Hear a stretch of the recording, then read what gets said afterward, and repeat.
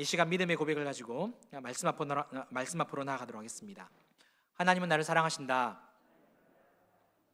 하나님은 내 인생에 크고 비밀한 계획 가지고 계신다.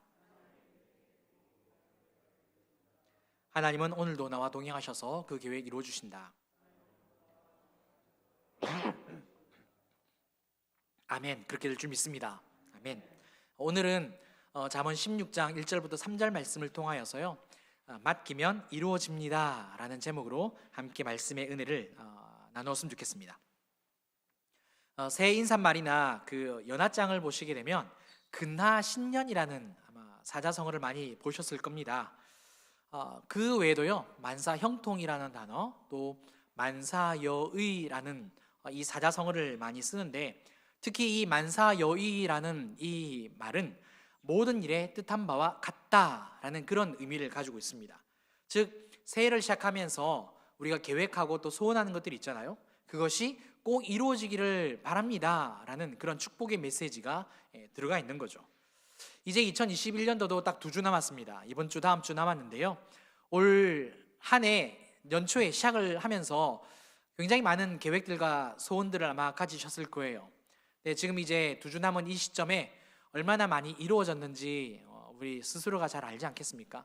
좀 많이 이루어졌다라고 생각이 되신다면 감사의 제목들이 많을 것 같고, 또 그렇지 않다면 안타깝기는 하지만 다시 2022년 새해를 바라보시면서 하나님 앞에서 큰 기대를 가지고 또 기도하며 나아가면 하나님께서 이루어 주실 줄 믿습니다. 저는 이번에 고별 설교를 준비하면서 무슨 말씀을 전해야 하나 굉장히 고민이 많이 되었습니다. 보통 설교도 힘들거든요. 근데 고별 설교를 이제 해야 된다 그러니까 정말 마음의 부담감이 크더라고요. 9년이라는 시간 동안 이렇게 함께 목회하고 사역했던 우리 성도님들과 이렇게 마음도 많이 나누고 또 함께 사역을 했는데, 무슨 말씀으로 말씀을 마무리하면 좋을까 그렇게 기도하다가 이 잠언 16장 말씀을 이렇게 받았습니다. 또 이 설교를 준비하면서 저는 제 나름대로 우리 교회 9년이라는 사역의 이 시간 동안 또 어땠는지, 그리고 제가 30대 중반에 그 목회를 이제 시작을 했거든요. 소명을 받았기 때문에 제가 이렇게 목회 년수를 한번 따져보니까 좀 짧더라고요. 한 16년, 필리핀까지 이렇게 해보면 한 17년 정도 되더라고요. 이 시간도 한번 정리를 해보는 그런 기회였습니다. 사실 우리 교회를 오면서 이제 교구, 목장을 맡는 전임 목사로 오게 되었는데, 특별히 부목사로서 큰 꿈을 가지지는 않았습니다. 다만 우리 교회 오기 전에 하나님께 기도한 건 한 가지가 있어요. 뭘 기도했느냐면 기도 내용이 이렇습니다. 하나님, 제가 뭔데, 제가 뭐길래 정말 1000명이 넘는, 특히 분당에서 1000명이 넘는 그런 큰 교회로 저를 보내십니까? 제가 지금까지 작고 작은 교회들에서만 사역을 했는데 왜 이렇게 저를 큰 교회로 보내셔서 사역을 하게 하십니까? 굉장히 두렵습니다. 무섭습니다. 어떻게 해야 되나요, 하나님? 막 그러면서 하나님께 기도를 드렸어요. 얼마 후에 하나님께서 이렇게 응답을 해 주셨습니다. 출애굽기 3장 12절 말씀인데요, 하나님이 이르시되 내가 반드시 너와 함께 있으리라. 내가 그 백성을 애굽에서 인도하여 낸 후에 너희가 이 산에서 하나님을 섬기리니 이것이 내가 너를 보낸 증거니라. 하나님께서 우리 사랑문의 교회 성도님들과 함께 사역하면서 우리 성도님들이 하나님을 섬기면 그것이 저를 보낸 증거라고 말씀을 해주셨습니다. 물론 이제 우리 교회를 오면서 담임 목사님이 새가족위원회도 맡아달라, 신여부도 맡아달라, 목장도 맡아달라, 여러 가지 이제 말씀을 해 놓으셨습니다. 그런데 그런 사역 말고 본질적으로 내가 해야 되는 게 뭘까라고 하나님 앞에 간구했을 때, 하나님은 그 한 영혼 한 영혼이 하나님을 섬기는 것이 네가 할 일이다라는 것을 저에게 가르쳐 주셨죠. 그래서 굉장히 명확하게 정리가 됐습니다. 그리고 이제 그 이후로 이 부분을 놓고 사역을 했죠. 이제 우리 사랑구원의 교회를 떠나는 시점, 9년이라는 시간이 되었는데, 이 시점에서 제가 다시 한 번 더 저를 돌아보고요, 저를 또 물어보았습니다. 과연 이 말씀대로 뜻한 바대로 되었을까? 솔직히 정말 많이 부끄럽고 후회되는 부분들이 많더라고요. 그때 내가 왜 그랬을까? 그나마 기억이 남은 다행입니다. 저 때문에 상처받기도 하고 또 저 때문에 실족당한 부분은 없을까? 그런 성도님들 안 계실까? 그런 생각을 해보니까 굉장히 염려가 되더라고요. 나는 참 부족한 목사구나라는 그런 생각을 개인적으로 가져보았습니다. 그런데 또 이런 생각도 해봤습니다. 그게 뭐냐면 이 출애굽기 3장 12절 말씀을 주신 분이 누구시죠? 하나님이시잖아요. 그러면 하나님의 뜻한 바는 다 이루어졌을까? 제가 생각하는 것과 하나님이 뜻하신 바는 또 다를 수 있으니까요. 이 부분은 하나님이 판단하실 일이지만 저는 이렇게 한번 생각을 해봤습니다. 비록 제가 연약하고 부족했다 할지라도 이 부족함과 연약함 속에서 일하시는 그 하나님은 완벽하고 완전하시기 때문에 하나님이 원하신 것을 다 이루셨을 것이다. 그런 생각을 해봅니다. 오늘 말씀은 잠언 16장 1절부터 3절 말씀인데요. 이 말씀은 어떤 말씀이냐? 하나님의 주권을 강조하는 말씀이기도 하고요. 또 우리의 소원과 뜻의 그 응답에 대한 비밀을 알려주는 말씀이기도 합니다. 3절 말씀을 한번 보실까요? 너희 행사를 여호와께 맡기라. 그리하면 내가 경영하는 것이 이루어지리라. 여기서 맡기라는 말은 어떤 의미를 가지고 있느냐? 하나님께 굴려보내라 라는 이런 뜻을 가지고 있습니다. 즉 나와 관련된 모든 일을 하나님께 굴려보내는 것, 하나님께 내어 맡기는 것, 옮겨놓는 것을 맡기라 라는 이 단어로 사용을 하고 있습니다. 사실 이 말씀의 의미를 우리가 이해하는 데는 쉽죠. 그러나 적용하는 데는 참 어려운 말씀입니다. 왜 그러느냐? 우리가 하나님께 맡긴다고 그러면, 하나님께 전적으로 다 맡기면 그럼 나는 아무것도 안 해도 되겠네? 라는 그런 생각이 우리 안에 막 올라오잖아요. 또 반면에 하나님께 맡겼음에도 불구하고 나는 나대로 또 일을 해야지, 노력하고 최선을 다하고 열심을 내어서 막 이렇게 달려간단 말입니다. 그런데 그렇게 하다가도 맡긴다라는 말은 그냥 전적으로 다 맡겨놓은 건데 내가 하는 것도 뭐지? 라는 이런 생각이 우리 안에 들므로써 혼란이 온다는 거죠. 따라서 오늘 이 시간에는 하나님께 맡긴다라는 것이 무엇인지, 그리고 어떻게 맡기는 것인지에 대해서 살펴보려고 합니다. 총 2가지로 이렇게 말씀을 드릴 건데요. 오늘 이 말씀을 통하여서 듣고 깨달으셔서 정말 우리 성도님들이 원하고 바라고 뜻하는 바가 다 이루어졌으면 좋겠습니다.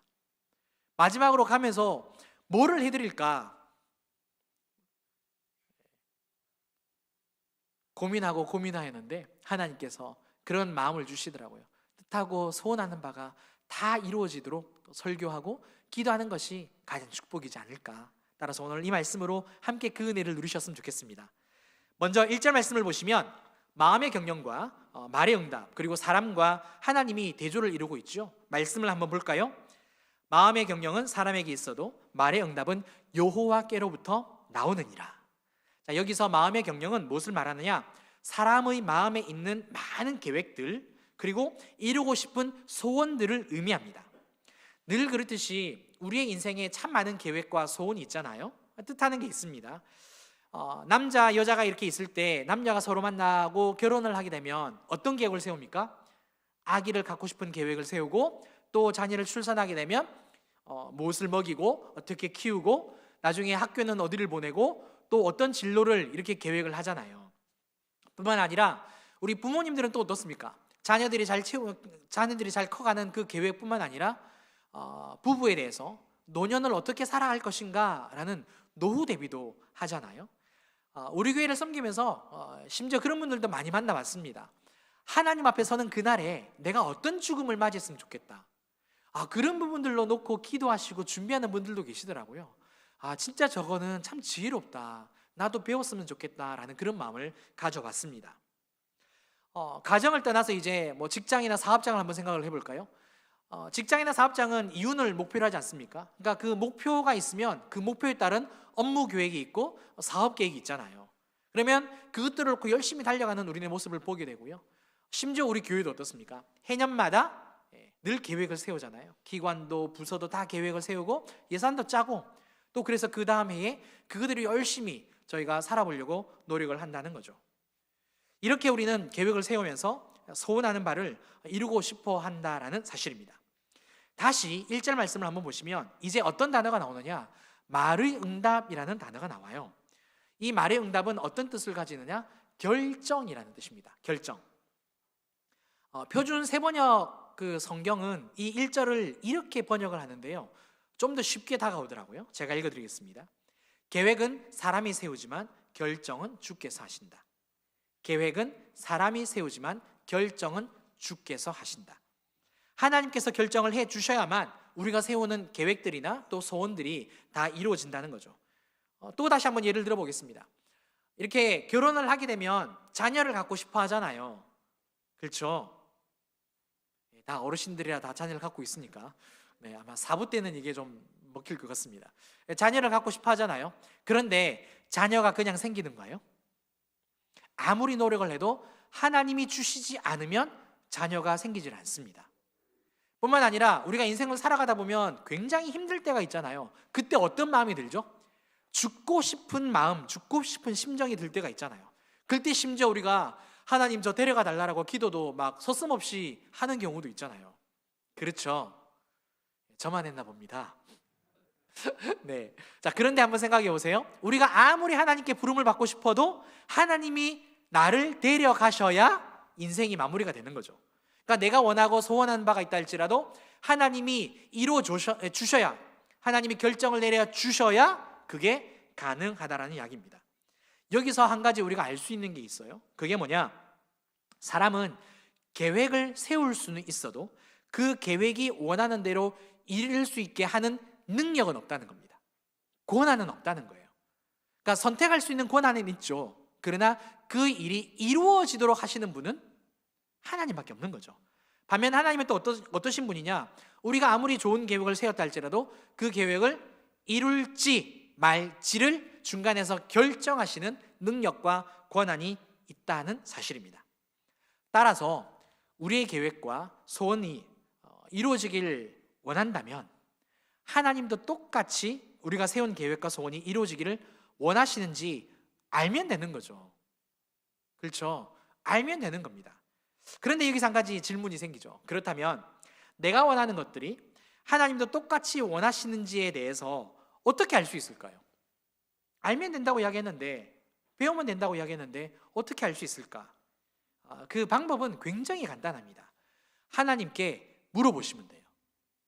하나님께 여쭤보면 됩니다. 다시 말해서 하나님의 뜻이 무엇인지 기도와 간구를 통해서 물어보시면 되는 거예요. 주님께 여쭤봐야 내 계획과 소원이 하나님의 뜻과 같은지 같지 않은지 알 수 있다는 거죠. 그런데 이 부분에서 우리는 굉장히 심각한 문제가 있습니다. 그게 뭐냐? 나와 관련된 모든 것에 대해서 내가 결정해야 그것이 최선이라고 생각하는 데 있는 겁니다. 다시 말해서요. 다시요. 나에 관련된 그 모든 것, 또는 우리 가족에 관련된 그 모든 것들 중에서 내가 결정을 해야 그게 가장 최선이다라고 생각하는 거예요. 학생들이 대학을 선택할 때 있어서 성적에 맞춰서 들어가는 경우도 있고 또 본인이 원하는 경우도 있는데 기도도 많이 하잖아요. 그럼에도 불구하고 결국에는 본인이 원하는, 본인이 선택하는 학교를 가는 것을 우리가 보게 됩니다. 또 배우자를 선택하는 부분에 있어서도 열심히 기도를 하지만 결국에는 하나님의 응답보다 뭐에 더 빨리 반응을 하던가요? 이 콩닥콩닥하는 그 마음, 그 감정에 오히려 이끌리는 우리의 모습을 보게 되는 거죠. 일상생활에 관련된 여러 가지 이런 소소한 부분들이나 또는 인생을 결정하는 큰 갈림길에 있을 때 우리가 판단하고 결정하는 것. 네, 한번 생각해 보셨으면 좋겠습니다. 우리 하나님은 늘 우리가 주인이시다라고 말씀드리고 또 하나님께 주권이 있다라고 이야기를 하지 않습니까? 그런데 우리가 마음대로 결정하고 마음대로 판단하는 거죠. 하나님께 올려드리는 기도도 마찬가지입니다. 우리가 일반적으로 이렇게 기도를 보면 하나님 앞에 도움을 요청하는 기도가 굉장히 많죠. 그렇죠? 기도도 안 하시나요? 설마? 예, 많이 하나님 앞에 이렇게 기도를 하면서 도와달라고 요청을 하실 겁니다. 도움을 요청하는 기도가 틀린 기도는 아닙니다. 왜냐? 성경 읽어보면 수많은 그 인물들이 하나님 앞에 도와달라고 부르짖고 외치잖아요. 기도하라고 우리에게 명령을 하지 않습니까? 그런데 문제가 있습니다. 무슨 문제냐?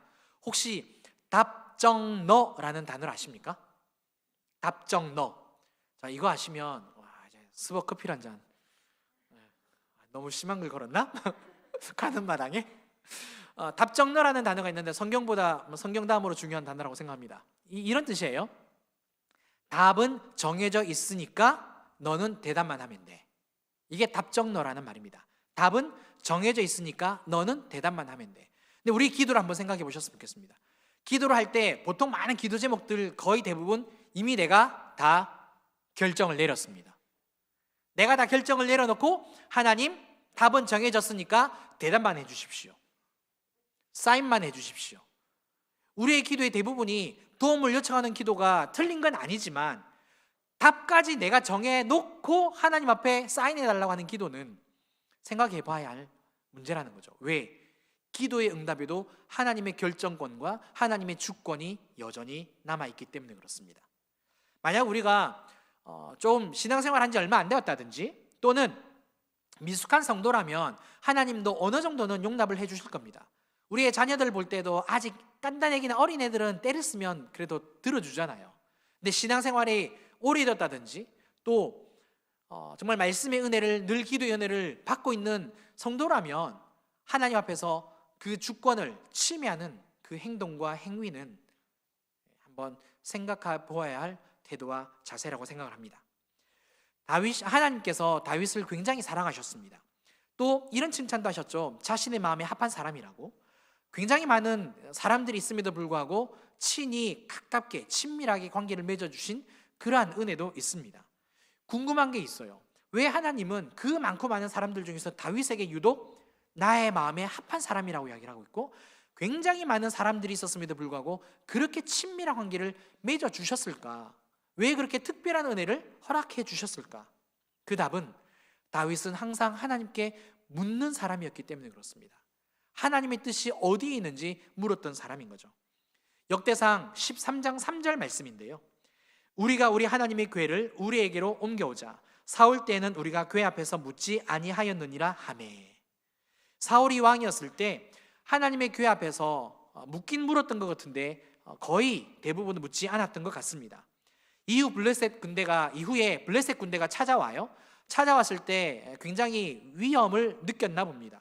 근데 하나님 앞에 이 전쟁에 대해서 물었을 때에 하나님이 어떻게 반응을 하셨느냐? 하나님은 꿈으로도 우림으로도 대언자로도 대답하지 않으셨습니다. 그래서 사울이 가장 마지막으로 한 선택이 뭔지 아시죠? 신접한 여인을 찾아갑니다. 하나님께서 싫어하시는 본인도 신접한 그런 사람들을 만나지 말라고 다 추방을 했지 않습니까? 그런데 아이러니하게도 사울이 하나님의 말씀이 들리질 않으니까 신접한 여인을 찾아가는 그런 엉뚱한 결과를 보게 되는 거죠. 반면 다윗은 왕이 되자마자 하나님의 궤 앞에서 묻기를 자청합니다. 그래서 궤를 가져오라고 이야기를 하죠. 그 이후에 블레셋과의 전투가 일어나거든요. 그때 하나님 앞에 블레셋과의 전쟁에서 어떻게 되는지 2번씩이나 물어봅니다. 더 놀라운 것은 다윗이 왕이 되기 전에 이미 하나님께 묻는 그러한 삶을 살았습니다. 블레셋의 침공으로 그일라가 위험에 빠졌거든요. 그때 다윗이 그일라의 구원을 위해서 하나님께 3번씩이나 간구하는 모습이 성경에 나와 있습니다. 그런데 여기서 더 대단한 게 있습니다. 그게 뭐냐? 사무엘상 30장을 나중에 읽어보시면 아말렉이 다윗과 그와 함께한 사람들의 아내들 그리고 자녀들을 다 포로로 사로잡아 갑니다. 그리고 재산까지 전부 다 탈취해 갑니다. 이런 상황이라면 어떻게 해야 될까요? 생각할 겨를도 없죠. 뒤쫓아 가야죠. 자, 한번 여러분들한테 여쭤볼게요. 집에 도둑이 들었어요. 자, 그 자리에 무릎 꿇고 앉아서 부르짖으시겠습니까? 바로 112 전화하겠죠. 그렇죠. 예. 그런데 다윗은 이 사무엘상 30장에서 어떤 행동을 취하느냐? 하나님 앞에 물어봅니다. 생각할 겨를도 없이 쫓아갈 게 아니라 하나님께 이렇게 물어봐요. 아말렉을 쫓아가리이까? 아말렉을 뒤쫓아가리이까? 우리의 생각으로는 도저히 이해가 안 됩니다. 그런데 이게 다윗의 늘 생활 방식이었고 신앙생활이었습니다. 하나님의 뜻을 묻는 것이 다윗이었습니다. 많은 성도님들께서 제게 왜 그렇게 멀리까지 가냐고, 진주까지 가냐고 이렇게 많은 말씀을 해주셨어요. 아무래도 이제 지난 9년 동안 한 교회에서 함께 우리 사랑관의 교회에서 신앙생활을 하다 보니까, 네, 그러다가 이제 헤어지려고 하다 보니까 서운해서 또 섭섭해서 그렇게 말씀을 해주시는 것 같습니다. 사실 경남 진주는 저하고 아무런 연관이 없습니다. 연고가 없어요. 어렸을 때, 초등학생일 때 수학여행을 가본 적은 있습니다. 촉성루, 그래서 논계, 진주박물관, 그리고 진양호, 그게 다였거든요. 그런데 최근에 알았습니다. 진주에는 진주냉면이 유명하다는 사실. 그런데 이부 때 권사님들이 가르쳐 주시더라고요. 목사님 하나 빼먹었다고. 그게 뭐냐면 육전. 진주냉면은 호불호가 갈리는데 육전이 맛있대요. 육전. 그리고 또 한 가지 제가 알게 됐습니다. 그 육회 비빔밥, 그게 아무튼 맛있대요. 아무튼 그렇대요. 처음 알았는데, 여하튼 말씀드리려고 하는 것은 진주에 대해서 제가 아는 게 아무것도 없었습니다.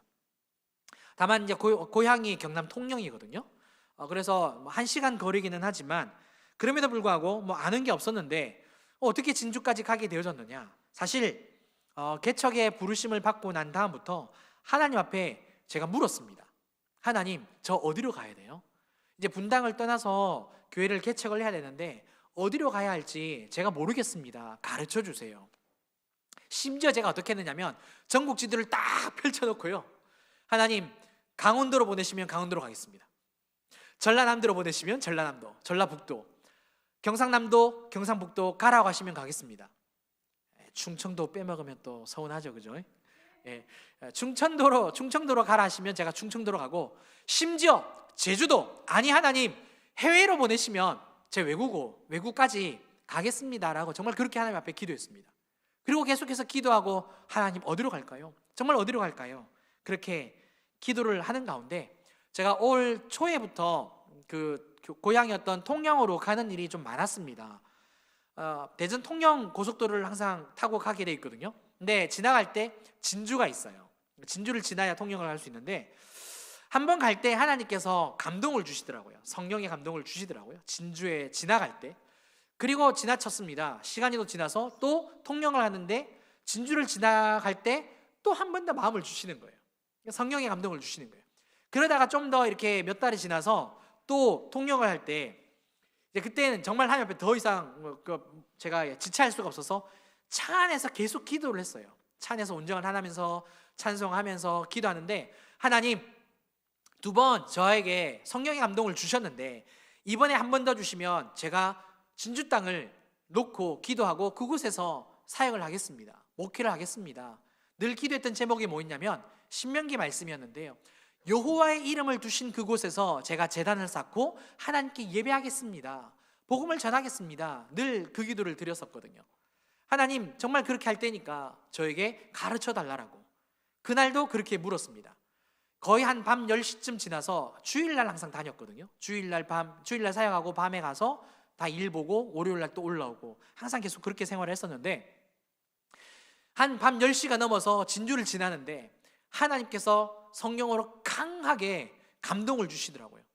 눈물을 펑펑 쏟게 하시면서, 하나님, 진주 땅을 축복합니다. 그때 운전할 땐 찾고 있었어요. 네, 진주 땅을 축복합니다. 하나님, 이 진주 땅에 여호와 이름을 두시는 그 제단을 제가 쌓겠습니다. 하나님, 이곳에서 하나님의 이름을 높이겠습니다. 하나님의 이름을 증거하겠습니다. 그 고백을, 그 기도를 하나님이 하게 하시는 거예요. 펑펑 울면서. 그래서 진주가 결정이 되어졌습니다. 사랑하는 성도 여러분, 우리가 계획하고 소원하는 것이 이루어지려면 그것이 하나님의 뜻과 같은지, 하나님의 생각과 똑같은지 알아야 합니다. 알려면 어떻게 된다고요? 하나님의 뜻이 어디에 있는지 물어봐야 한다는 거죠. 만약에 하나님의 뜻이 아닌데도 불구하고 내가, 하나님 이거 너무 좋은데요, 이거 진짜 멋있지 않습니까? 라는 그 생각을 가지고 집착을 하게 되고 고집을 피우게 되면 하나님이 들어주실 수는 있을지언정 그렇게 크게 기뻐하시지는 않겠죠. 따라서 하나님께 맡긴다라는 것은 무엇을 의미하느냐? 하나님의 뜻에 맞는지 묻는 것이 하나님께 맡기는 겁니다. 그래서 3절 말씀이 여호와께 맡겨라. 그러니까 하나님의 뜻에 맞는지 물어볼 때에 내가 경영하는 것이 이루어질 것이다라고 우리에게 가르쳐주고 있는 거죠. 물론 이게 묻고 듣는 것이 훈련이 잘 되어 있지 않아서 힘들 수 있습니다. 어렵고요. 또 조급해지는 게 사실이에요. 저도 그랬습니다.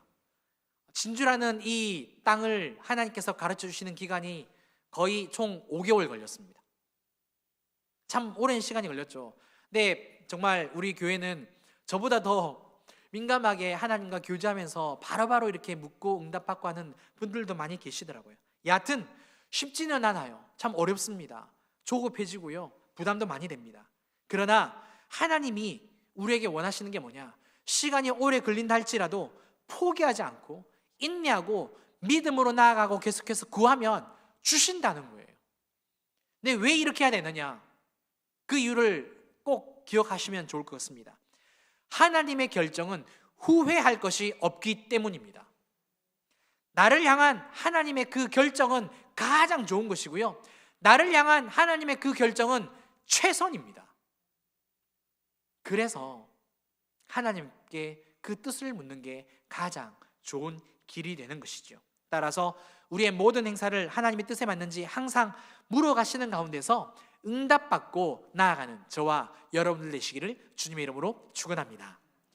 이제 2절 말씀을 한번 보실까요? 2절 말씀요.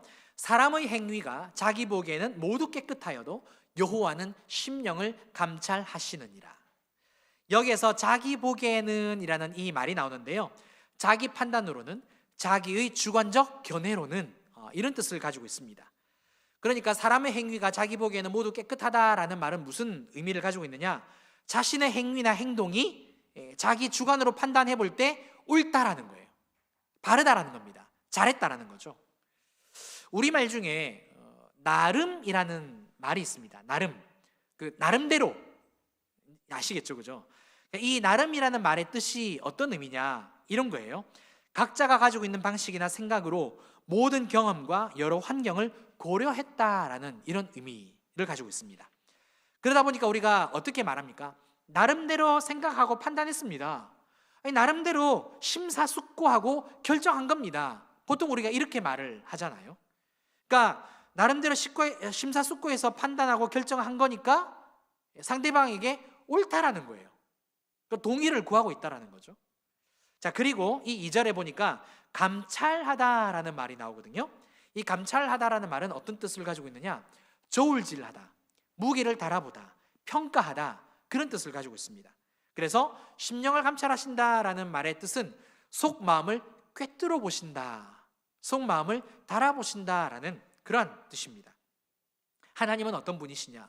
우리의 속마음의 그 중심을 꿰뚫어 보시고요, 그 행동의 배후 동기를 살펴보시고요, 뿐만 아니라 그 동기의 근거까지 따져보시는 분이 우리 하나님이신 거죠. 이 말씀을 1절과 연결을 시켜보면 이렇게 되겠죠. 우리의 계획과 소원에 대한 응답은 결국 우리의 심령에 달려있다는 겁니다. 물론 하나님께서 그 응답해 주시는 부분에 대해서 결정할 수 있는 권한이 있으시지만 우리 심령이, 우리의 마음이 어떠하느냐에 따라서 이렇게 결정을 하신다는 거죠. 여기서 우리가 또 한 가지 알 수 있는 사실이 있습니다. 그게 뭐냐? 사람은 자신의 판단과 주관적 견해를 기준으로 한다는 거죠. 즉 자기 자신을 기준으로 삼고 살아갑니다. 그러다 보니까 우리가 말을 한다든지 대화를 한다든지 행동하는 부분에 있어서 다 자기 자신이 기준이 되죠. 그렇죠? 그러니까 내 말을 들으라고 이야기를 하는 거지 않겠습니까? 반면 하나님은 어떠시냐? 하나님 자신을 기준으로 삼으십니다. 이게 다른 거예요. 이사야 말씀에도 내 생각과 너의 생각이 다르다라고 말씀을 하잖아요. 우리는 우리를 기준으로 삼기 때문에 늘 우리의 방식대로 살아가는 거고, 하나님은 하나님이 기준이시기 때문에 하나님의 방식대로 일하시는 겁니다. 그러다 보니까 평행선이 항상 이루어지는 거죠. 따라서 우리가 아무리 좋은 계획과 소원들을 가지고 정말 남들이 손뼉 쳐주고 칭찬해 줄 수 있는 그런 계획과 소원들을 가지고 있다 할지라도 하나님과 나와의 기준, 하나님과 나와의 그 관점이 다르다면 우리의 소원은 이루어지지 않는 거죠. 그렇다면 어떻게 해야 될까요? 어떻게 하면 이루어질 수 있을까요? 그것은 바로 기준이나 그 관점이 나에게서 하나님으로 바뀌어야 합니다. 다시 말해서 나 자신을 위해서가 아니라, 영어로 for me, 나를 위해서가 아니라 for God, 하나님을 위한 계획과 하나님을 위한 소원이 될 때 이루어진다는 거죠. 우리는 원하는 것과 위하는 것 사이에서 살아갑니다. 한 번 더 말씀드릴게요. 우리는 원하는 것과 위하는 것 그 사이에서 살아가요. 한번 제가 예를 들어 보겠습니다. 우리 여기에 계신 성도님들, 또 온라인으로 예배를 드리시는 우리 모든 성도님들 가운데 다이어트 안 해보신 분, 다 해보셨죠? 뭐 해보시는데 한 번 한 게 아니라 평생을 하지 않습니까? 그죠? 저도 여러 번 해봤는데요. 다이어트를 할 때 두 가지를 지키라고 이야기를 하죠. 첫 번째는 뭘 지키라 그럽니까? 식사, 식이요법. 기름진 것은, 탄수화물은 줄이고, 그렇죠? 야채를 많이 먹으라고 이야기를 하고 있고요. 두 번째는 이제 운동을 해야 된다라고 가르쳐 주잖아요. 우리가 이제 이 다이어트를 하게 되면 탄수화물이 적게 들어오니까 날이 갈수록 어떠워집니까? 신경이 곤두서죠. 왜? 당이 없으니까. 그러니까 당이 땡기잖아요. 그래서 단 것을 먹고 싶고 탄수화물을 섭취하고 싶단 말입니다. 정신적으로 육체적으로 엄청난 스트레스가 올라옵니다. 근데 다이어트 하는 가운데 치팅데이라는 게 있습니다. 뭔지 아시죠? 너무 스트레스를 많이 받다 보니까 이 심리적, 정서적, 육체적 스트레스를 완화시켜주기 위하여 탄수화물을 어느 정도 공급해주는 그러한 날로 가지는 게 치팅데이예요. 그래서 그날은 좀 더 먹고 싶은 거를 이렇게 먹는 날로 삼잖아요. 그거를 할 때에 동기부여도 되고 계속해서 관리도 할 수 있고, 하루 정도 먹을 때에는 큰 변화가 없으니까 그렇게 관리를 해주는 것을 보게 됩니다. 자, 이것을 가지고 한번 정리해 볼게요. 우리는 내 몸을 위해서, 내 건강을 위해서 내가 원하는 것을 해줍니다. 그렇죠? 자, 그러면 하나님에 대해서도 한번 생각을 해보셨으면 좋겠습니다. 하나님도 하나님을 위해서는 하나님이 원하시는 것을 해드려야 된다는 거죠. 이게 원리라는 거예요. 우리가 무언가를 위한다 그러면 우리가 위한다라고 할 때 우리가 원하는 것을 해야 그게 되는 거잖아요. 하나님도 위한다라고 할 때는 하나님이 원하시는 것을 해드려야 된다는 겁니다. 그런데 우리가 말로는, 늘 행동으로는, 삶으로는 하나님을 위한 것이다 라고 말해놓고 정작 돌아보니까 내가 원하는 것을 하고 있더라는 거죠. 그래서 우리의 소원, 우리의 계획들이 이루어지지 않고 있는 것입니다. 마태복음 16장을 보시게 되면 예수님이 제자들에게 이런 말씀을 하세요. 너희는 나를 누구라 하느냐? 그러자 베드로가 이런 대답을 하죠. 주는 그리스도시요 살아계신 하나님의 아들이시니이다. 그리고 이 말씀 이후에 우리 예수님께서 엄청난 말씀을 하시는데, 서기관들과 바리새인들과 제사장들을 통하여서 내가 고난을 받고 죽임을 당하고 3일 만에 부활할 것이다 라는 그런 말씀을 하잖아요. 이 말씀이 딱 주어지자 베드로가 어떤 행동을 취합니까? 예수님을 딱 붙잡고 항변하죠. 그런 말씀하지 마시라고. 성경에서 예수님을 꾸짖은 사람, 유일한 사람 베드로가 나와요. 붙들고 항변한 게 예수님을 꾸짖다라는 말이거든요. 그랬을 때에 예수님은 또 어떤 반응을 취하시느냐? 마태복음 16장 23절 말씀인데요. 예수께서 돌이키시며 베드로에게 이르시되 사탄아 내 뒤로 물러가라. 너는 나를 넘어지게 하는 자로다. 내가 하나님의 일을 생각하지 아니하고 도리어 사람의 일을 생각하는도다 하시고. 한번 보세요. 예수님은 지금 베드로에게 뭐라 말씀하시느냐? 하나님의 일이 아니라 사람의 일을 생각하고 있다라고 이렇게 말씀하십니다. 하나님의 일이 뭐죠? 지금 이 상황에서 예수님이 말씀하시는 하나님의 일, 하나님의 일은 이런 거죠. 이 땅에 육신의 몸을 입고 오신 그 예수님께서 고난을 당하시고 십자가에 죽으시고 3일 만에 부활하셔서 승천하시는 거예요. 그 예수님을 우리가 믿고 구원을 받는 것이 하나님의 궁극적인 소원이자 뜻이지 않겠습니까? 그러면 이제 예수님이 말씀하신 사람의 일이란 무엇일까요? 베드로가 한 일이 사람의 일이겠죠. 근데 지금 베드로가 뭐라고 이야기했습니까? 예수님 그런 말씀하시면 안 됩니다라고 지금 예수님께 항변한 거잖아요. 근데 우리 입장에서 한번 생각을 해볼게요. 만약에 우리 가족 중에 누군가가 이렇게 잘못된 일로 인하여서 끌려간다. 그러면 여러분들은 어떻게 하실래요? 엄마, 아빠 나 죽을 것 같아. 그러면은 야 그런 말 하지 마. 그런 이야기 하지 않겠습니까? 자, 우리 입장에서 베드로의 입장에서 예수님은 어떤 존재냐? 3년 동안 모신 스승이잖아요. 예수님이고 구세주이시 않습니까? 메시아입니다. 3년 동안 동고동락했으니까 얼마나 예수님을 사랑하겠습니까? 애틋하게 여기겠습니까? 그럼 그런 예수님에게 예수님 그런 말씀하시면 안 되는 거죠. 제가 지켜드릴게요. 제가 붙들어 드릴게요. 제가 보호해 드릴게요. 제가 위로해 드리겠습니다. 이게 지금 베드로의 마음이고 베드로의 행동이지 않겠습니까? 그런데 하나님이 보셨을 때 이 베드로의 행동은 뭐라고요? 그렇지 않다는 겁니다. 사람의 일이라는 거죠. 왜냐? 예수님은 십자가 달려 죽으시고 부활하셔야 되는 게 하나님의 일이니까요. 따라서 베드로의 생각이 아무리 옳고 좋은 것이라 할지라도 그것이 하나님의 뜻이 아니라면 절대 이루어지지 않게 되는 것입니다. 그렇다면 기준이 나에서 하나님으로 바뀌려면 어떻게 해야 할까요? 그것은 바로 나 자신에게 그 계획에 대해서 그리고 그 소원에 대해서 왜 하려고 하는지에 대해서 물어봐야 합니다. 다시 말해서 나를 위한 것인지 하나님을 위한 것인지, 내가 원하는 것인지 하나님이 원하시는 것인지 내 안에 숨어있는 그 동기를 스스로 자문자답해 봐야 한다는 거죠.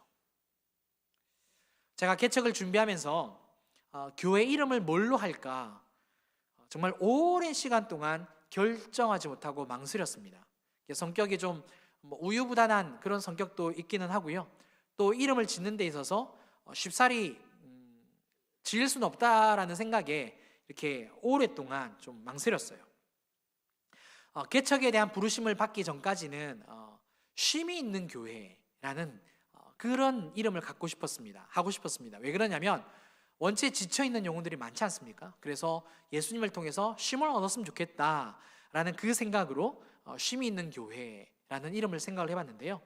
제가 올해 1월 안식월을 얻으면서 그 일주일 동안 금식 기도를 했습니다. 그러니까 송구영신 예배를 드리고 난 다음에 좀 자고 바로 이제 금식 기도원으로 가서 한 일주일 동안 기도하고 또 그리고 안식월을 이렇게 쭉 보냈는데요. 그때 하나님께서 저에게 주신 말씀이 있어요. 개척에 대한 소명의 말씀을 이사야 60장 1절 말씀을 주셨거든요. 놀라운 사실 한 가지 알려드릴까요? 미얀마 파송을 준비하고 있는 선교를 준비하고 있는 우리 이지훈 목사님께서 옛날에 선교사의 소명을 받을 때 이 말씀을 받았대요. 이사야 60장 1절부터 3절. 근데 저도 개척의 소명을 다시 받을 때 이 말씀을 받았거든요. 일어나라 빛을 발하라. 이는 내 빛이 이르렀고 여호와의 영광이 내 위에 임하였음이니라. 이 말씀을 받고 난 이후로 제가 이제 기도하는 가운데 어떤 이름을 또 정했느냐면 영광의 빛 교회. 영광이란 단어와 이제 빛이란 단어가 이제 있기 때문에 그 다음에 빛을 발하는 교회. 그리고 진주라는 이제 지역이 정해졌잖아요. 그게 5월달에 정해졌거든요. 그 이후로 기도하는 가운데 하나님께서 주신 또 이름이 진주빛 교회. 그러니까 진주라는 이제 지역을 놓고 그 다음에 빛 이래서 이제 진주빛 교회 했는데 우리 성도님들은 그 진주 보석을 많이 이야기하시더라고요. 아무튼 중의적인 개념이 있으니까 다 좋은 것 같아요. 그리고 이제 최근인데 10월 11월 달에 기도하는 가운데 요한일서 1장 말씀을 통하여서 빛과 사귐의 교회라는 이름을 이제 이렇게 떠올려 주게 해주셨습니다. 그러니까 이제 우리 선배 목사님들께서 담임 목사가 되면 담임 목사만의 이제 목회 철학이 있어야 된다. 원체 많이 강조를 하셔가지고 제가 이제 그 부분을 놓고 계속 기도를 또 한 거예요. 목회 철학을 놓고. 그러니까 하나님께서 요한일서 1장 말씀을 통하여서 제가 이제 가져야 할 그 철학은 이제 정말 한 영혼을 보내주시면 그 영혼이 주님과 깊은 관계를 맺고 사귐을 가지고 친밀한 교제를 이렇게 가질 수 있도록 섬기는 게 이제 저의 이제 목회 철학이 되어졌는데 이제 물론 이제 그렇게 목회를 해야죠. 그래서 빛과 사귐이라는 이 말이 너무나도 저에게 이제 와닿았습니다. 그러니까 이제 저는 뭐를 하나님께 요구할까요? 네, 쉼이 있는 교회, 영광의 빛 교회, 빛을 발하는 교회, 진주빛 교회, 빛과 사귐의 교회. 저는 빛과 사귐이 그렇게 좋았습니다. 그런데 이제 이게 기도 카드를 준비하면서 또 이게 성도님들에게 이렇게 교회 개척에 대해서 이제 오픈을 하면서 교회 이름을 많이 물어보시더라고요. 그때 막 이렇게 5가지를 이야기를 해보니까 거의 대부분 어떤 이름이 좋았느냐라고 말씀을 하셨냐면 진주빛 교회가 제일 좋다라고 이렇게 말씀을 하시더라고요. 이 진주빛 교회를 말고 영광의 빛 교회를 지지한 사람은 딱 한 사람, 제 딸. 네. 결국에는 어떻게 되었느냐? 제가 하루는 이제 기도를 했습니다. 그러니까 사모가 이제 빨리 결정을 하라고, 기도 카드 빨리 나눠줘야 되지 않겠냐고. 그래서 하루는 제가 이제 기도를 했어요. 그날이 찾아보니까 11월 16일 화요일이더라고요. 하나님께 그런 기도를 했어요. 하나님, 강의나 설교 중에 진주라는 단어와 빛이라는 단어가 나오면 제가 진주빛 교회라는 그 이름으로 교회 이름을 이렇게 따라가겠습니다. 제가 순종하겠습니다. 다 그렇게 기도를 했어요. 그 다음 날 수요 큐티가 있었거든요. 우리 저 뒤에 앉아 계시는 김재단 목사님이 강의를 하시더라고요. 사사기 말씀을 가지고 강의를 하는데 그 강의 거의 끝날 즈음에 진주 이야기를 딱 하는 거예요. 어려운 성도의 이야기를 막 하면서 갑자기 진주 이야기를 하더라고요. 자, 그 내용이 아직까지 안 잊혀져요. 어떤 내용이냐? 진주가 이렇게 모래가 들어오면 자신의 진액을 뿜어내어서 자기를 이렇게 보호하지 않느냐, 그 내용을 딱 이야기를 하는데 저 뒤에서 앉아서 듣고 있는데 하나님의 응답이구나, 감동을 딱 주시더라고요.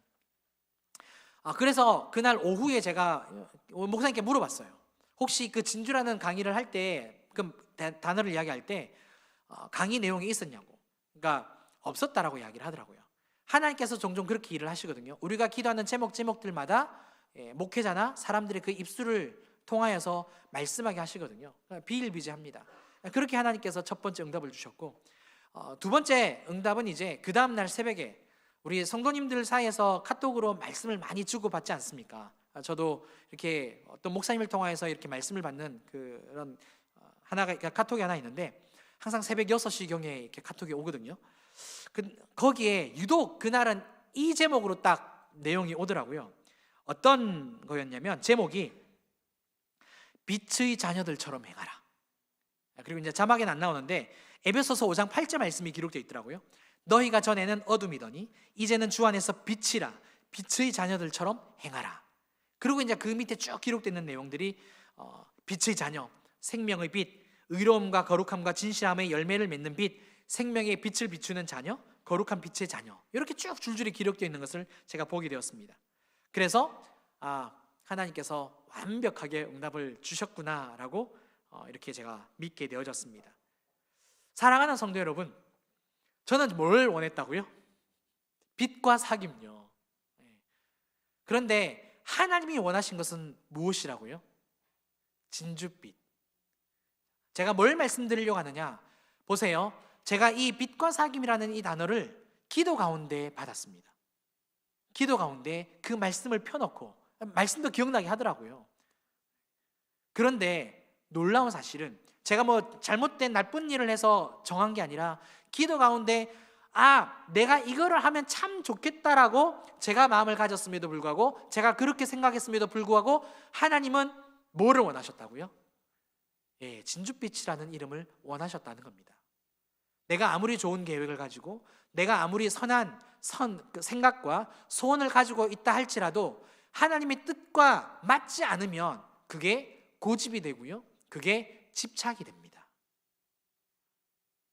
사랑하는 성도 여러분, 그래서 우리가 해야 할 게 있습니다. 그게 뭐냐?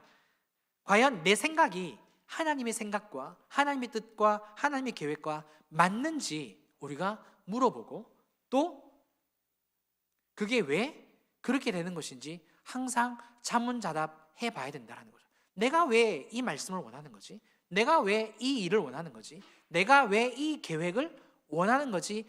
내 스스로에게, 내 숨어있는 동기에게 물어보는 거죠. 그랬을 때에 그것이 과연 진짜 하나님과 맞다면 하나님이 이루어 주실 것이고, 그게 아니라면 이루어지지 않는다라는 것, 그것을 우리에게 가르쳐 주고 있습니다. 아무쪼록 왜라는 이 질문을 통하여서 항상 내 안에 숨은 동기가 무엇인지 살펴보시고요, 그래서 하나님의 뜻에 따라 따라가는 우리 성도님들 되시기 바랍니다. 그러니까 두 가지예요. 하나님에 대해서는 하나님의 뜻이 무엇인지 물어보는 게 하나님께 맡기는 거고요. 두 번째는 나를 향하여서 내 안에 그 마음이, 생각이 왜 이걸 하기 원하는 거지? 나에게 왜라는 질문으로 물어볼 때에, 그리고 그게 하나님과 뜻과 같아질 때에 하나님께 맡기는 것이다 라고 오늘 본문이 우리에게 가르쳐주고 있습니다. 꼭 이것을 기억하시고 그렇게 하나님께 맡기는 인생 되시기를 바랍니다. 말씀을 맺겠습니다. 혹시 이 노래를 아십니까? 오늘 마지막이니까 한번 저 불러볼게요.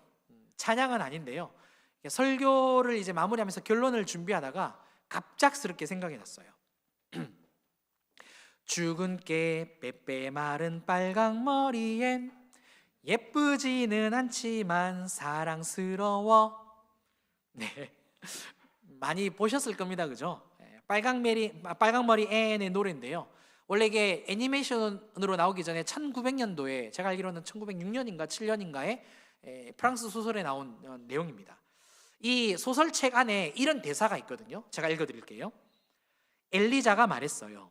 세상은 생각대로 되지 않는다고. 하지만 생각대로 되지 않는다는 건 정말 멋져요. 생각지도 못했던 일이 일어나는 걸요. 제가 이 대사를 통해서 설교를 한번 이렇게 마무리를 해보고 싶습니다. 내 생각대로 되지 않는 것은 참 멋진 일입니다. 왜냐하면 하나님이 원하시는 일이 이루어지거든요. 그러기 위해서는 어떻게 된다고요? 나의 계획, 소원이 하나님의 뜻에 맞는지 항상 물어보셔라. 두 번째는 내 마음에 왜라고 물어보면서 과연 그 마음의 동기가 진짜 하나님의 뜻과 같은지 항상 점검하실 때에, 그리하면 내가 경영하는 것이 이루어지이다. 이 축복의 삶으로 살아가시기를 주님의 이름으로 축원합니다. 함께 이 시간 기도하는 시간 되었으면 좋겠습니다. 두 가지를 놓고 기도할 텐데요, 우리 모든 성도님들 정말 간절히 바라는 그 가운데서 하나님의 뜻을 묻는 삶이 되었으면 좋겠습니다. 하나님의 뜻은 무엇입니까? 어디 있습니까? 물론 힘들어요. 어렵더라고요. 저도 진주라는 그 지역 얻는데 5개월 걸리더라고요. 이름을, 진주빛 교회라는 이름을 짓는데 1년이 걸렸습니다. 쉽지는 않아요. 그러나 훈련하고 반복되고 습관이 되면 쉬워지겠죠. 하나님께서 찾아오실 겁니다. 이 시간 기도하실 때 하나님의 뜻을 묻는 교회, 하나님의 뜻을 묻고 따라가는 그런 신앙 될 수 있게 되라고, 두 번째는 왜라는 질문으로 항상 하나님의 뜻에 맞춰가는 내가 되게 되라고, 이 기도 제목으로 함께 나갔으면 좋겠습니다. 기도합니다. 살아계신